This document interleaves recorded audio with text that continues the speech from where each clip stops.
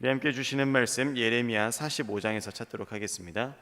예레미야 45장의 말씀입니다. 예레미야 45장의 말씀을 우리 한 절씩 교독하도록 하겠습니다. 제가 가진 성경으로 구약 성경 1125쪽 근처에 있습니다.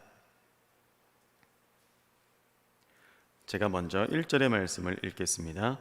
유다 왕 요시야의 아들 여호야김 제4년에 네리야의 아들 바룩이 예레미야의 구전대로 이 모든 말을 책에 기록하니라.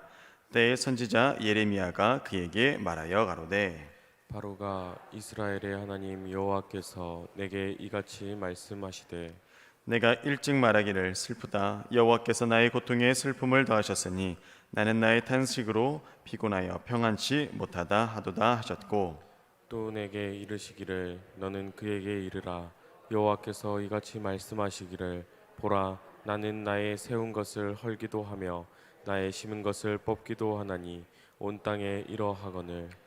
우리 함께 읽겠습니다. 내가 너를 위하여 대사를 경영하느냐 그것을 경영하지 말라. 보라 내가 모든 육체에게 재앙을 내리리라. 그러나 너의 가는 모든 곳에서는 내가 너로 생명 얻기를 노량물을 얻는 것 같이 하리라. 여호와의 말이니라 하셨느니라. 아멘. 아멘. 오늘도 하루의 첫 시간을 깨어서 주님 앞에 나오신 우리 성도님들 환영하고 축복합니다. 또 성전을 사모하시고 또한 계신 곳에서 또 성전되어서 하나님의 말씀을 사모하시는 우리 주의 성도님들을 하나님의 이름으로 축복하고 환영합니다. 그리고 오늘 예레미야 45장의 말씀을 함께 나누도록 하겠습니다. 오늘 말씀 서두 앞절에 보면 네리야의 아들 바룩이라고 하는 자가 등장하는 것을 볼 수 있습니다. 이는 어떤 자냐면 예레미야의 서기관이었어요. 예레미야가 하나님의 말씀을 받고 그 말씀을 대언할 때 그 말씀을 이제 두루마리에 기록한 자죠. 그리고 그것을 성전에 가서 낭독하는 일까지 이가 담당을 했습니다. 그러니 여러분 이 바룩이라고 하는 자의 이 형편이 어땠겠습니까? 예레미야가 하나님의 말씀을 받고 그 말씀대로 기록을 하고 기록한 것을 성전에 가서 이야기를 하니 예레미야가 받는 공격을 이 바룩이라고 하는 자도 동일하게 받을 수밖에 없었습니다. 그리고 예레미야가 애굽으로 끌려갈 때 그와 동행하는 자리에까지 바로 이 바룩이라고 하는 자가 서는 것을 볼 수 있습니다. 바룩은 분명히 선지자는 아니었지만 예레미야와 동일한 고난을 받고 어려움을 겪었음을 우리가 쉬이 짐작할 수 있습니다. 대선지자 예레미야처럼 드러나는 일은 아니었지만 분명히 중요하고 또한 확실한 일을 이렇게 감당한 것 또한 우리가 볼 수 있는 것이죠.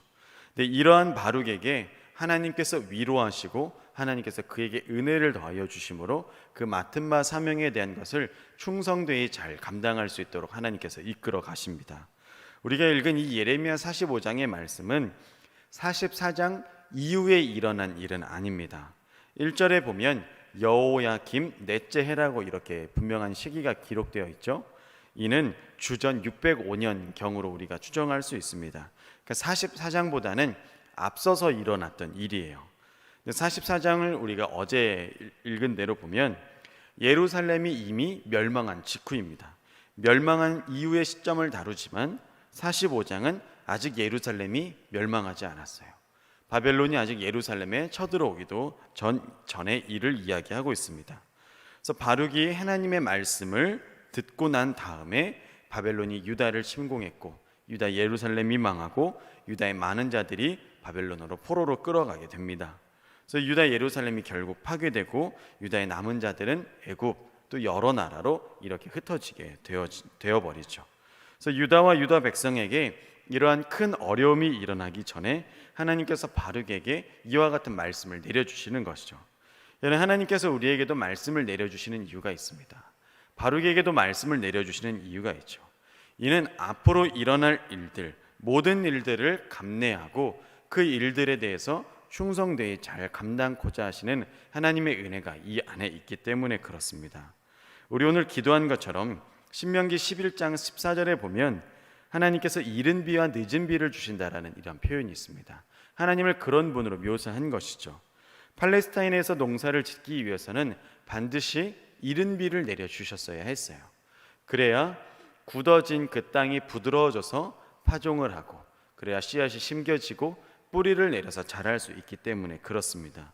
즉 무슨 일을 시작하기 전에 하나님께서 먼저 우리들에게도 바룩에게도 말씀의 은혜를 더하신다는 거죠.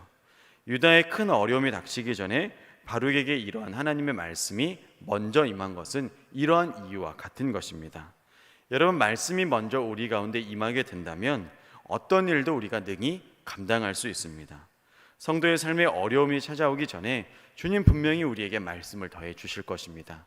말씀의 깨달음을 주시고 말씀의 능력이 그 어떤 것보다 크다라는 것을 우리가 의지할 때 우리는 그 어떤 것도 능히 이겨낼 수 있는 그런 힘과 용기를 하나님으로부터 공급받을 수 있는 것입니다. 여러분, 그러니 말씀을 먼저 더해 주시는 그 하나님의 사랑을 힘입고 말씀 앞에 더욱더 즐거이 나아가시는 저와 여러분들 되시길 축복합니다. 아멘. 그러나 여러분, 우리 인간은 굉장히 연약할 때가 너무나 많죠.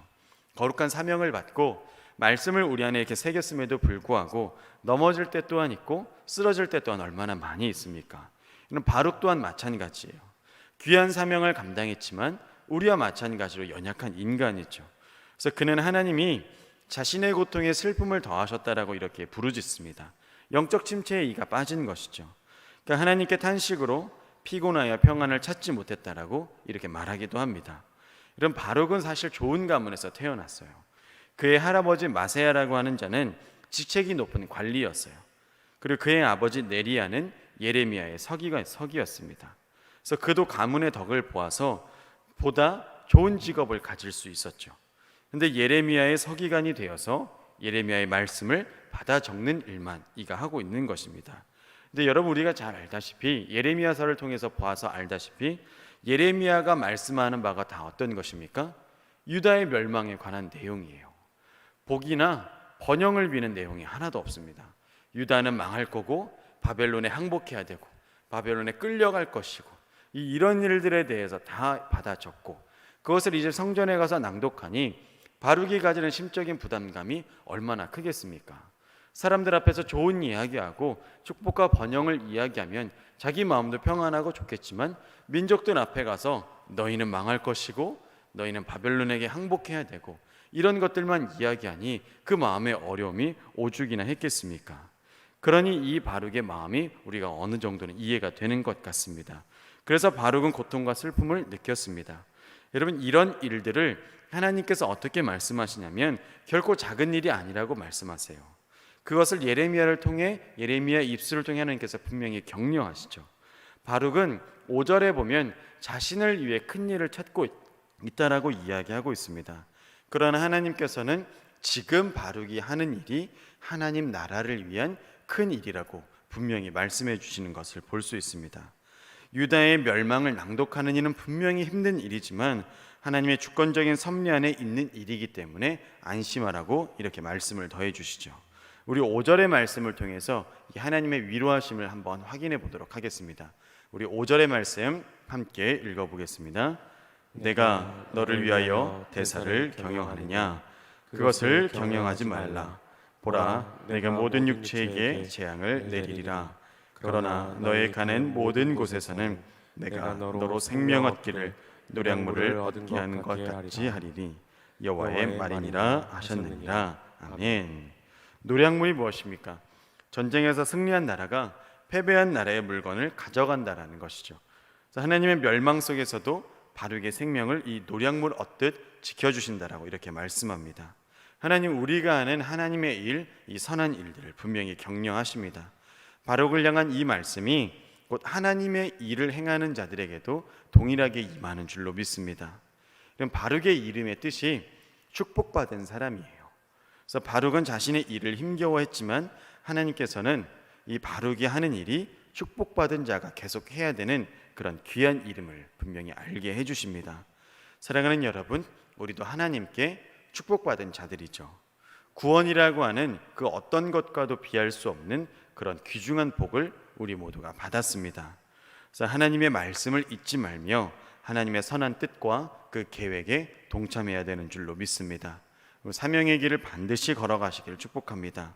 말씀을 듣고 또한 믿고 순종하고 전하는 것은 우리 성도들만 가지는 특권입니다. 복음을 전할 수 있는 그 증인의 자리는 듣고 보고 경험한 자만 할 수 있으며 또한 그 설득력은 그러한 자들에게만 있기 때문에 그렇습니다. 세상에서는 이러한 일들이 존중받지 못하고 작은 일로 여겨질 수 있지만 하나님 나라에서는 이러한 일들이 가장 큰 일인 줄로 믿습니다. 우리 가장 큰 일을 해내시는 성도님 되시길 축복합니다. 충성되이 이 땅에서의 이 사명 잘 감당하셔서 의의 면류관 쓰시는 생명 있는 구원 얻는 영생 얻는 우리 모두 되길 예수 그리스도의 이름으로 축원합니다. 기도하시겠습니다. 좋으신 하나님, 우리가 하나님의 일을 충성되이 감당하기 원합니다. 하나님 눈에 보기 좋고 세상에서 박수 받으며 칭찬받는 그러한 일들이 아니라 하나님 나라에서 큰 일을 우리 안에 행하여 주시옵소서.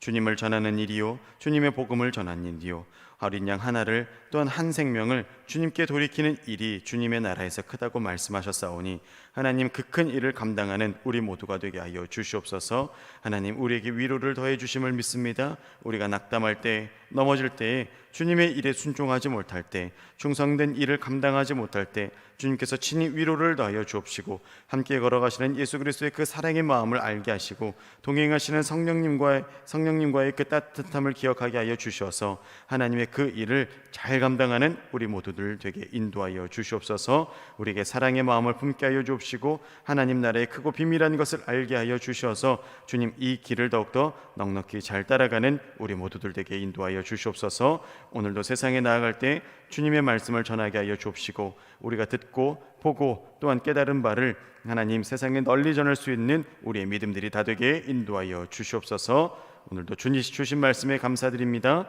우리 구주 예수 그리스도의 이름으로 기도드립니다. 아멘.